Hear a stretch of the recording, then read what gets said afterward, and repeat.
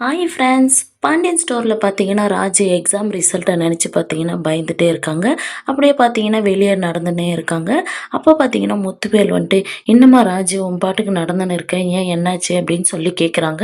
அப்போ ராஜு பார்த்தீங்கன்னா, "இல்லைப்பா ரிசல்ட்டு அதை நினச்சி தான் எனக்கு கொஞ்சம் டென்ஷனாக இருக்குப்பா" அப்படின்றாங்க. அப்போ ராஜுவோட அம்மாவும் வராங்க. "என்னம்மா ஃபெயில் ஆனாலும் எங்களுக்கு ஒன்றும் பிரச்சனை இல்லை, என்னோட பொண்ணு எப்படி இருந்தாலும் படித்து பாஸ் பண்ணிடுவா" அப்படின்னு சொல்லிட்டு ராஜுவோட அம்மாவும் சொல்கிறாங்க.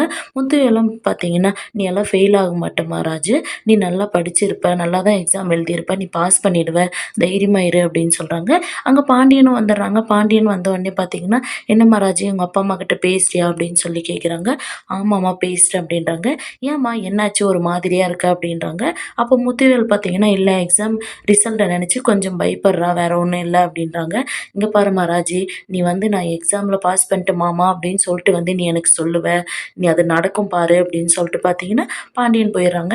அங்க பார்த்தீங்கன்னா, கதிர் வராங்க. கதிர் கிட்ட பார்த்தீங்கன்னா, ராஜி சொல்றாங்க, "அ கதிர் நான் பாஸ் பண்ணிடுவேனா?" அப்படின்னு சொல்லி கேட்குறாங்க. "ராஜி நீ கண்டிப்பா பாஸ் பண்ணிடுவ" அப்படின்னு சொல்லிட்டு பார்த்தீங்கன்னா, கதிர் சொல்றாங்க. இங்க பார்த்தீங்கன்னா, மீனா ஒரு பக்கம் வீட்டுக்கு வராங்க. டல்லா இருக்கிறத பார்த்த கோமதி பார்த்தீங்கன்னா, "என்னாச்சு மீனா டல்லா இருக்க?" அப்படின்னு சொல்றாங்க. அப்ப பார்த்தீங்கன்னா, ஆஃபீஸ்ல நடந்த விஷயத்த சொல்றாங்க.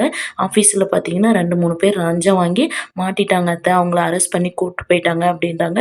"அதுக்கு ஏன்டி நீ டல்லா இருக்க?" அப்படின்னு சொல்லி கோமதி கேட்குறாங்க. அதுக்கு மீனா பார்த்தீங்கன்னா, "இல்ல அத்த உங்க பையனும் கொஞ்ச நாளா லஞ்சம் வாங்கின்னு தான் இருந்திருக்காரு.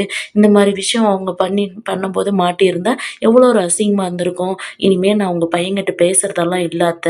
நான் அந்த கோட்ரஸ்க்கும் போமாட்டேன் அத்த" அப்படின்னு சொல்லின்னு இருக்காங்க. அப்ப பார்த்தீங்கன்னா, செந்திலும் வந்துடுறாங்க. செந்தில் வந்து மீனா கிட்ட பார்த்தீங்கன்னா, "மீனா நான் இனிமே அந்த மாரி தப்பெல்லாம் பண்ண மாட்டேன் மீனா. நான் திருந்திட்டேன். என்கிட்ட பேசு மீனா" அப்படின்றாங்க.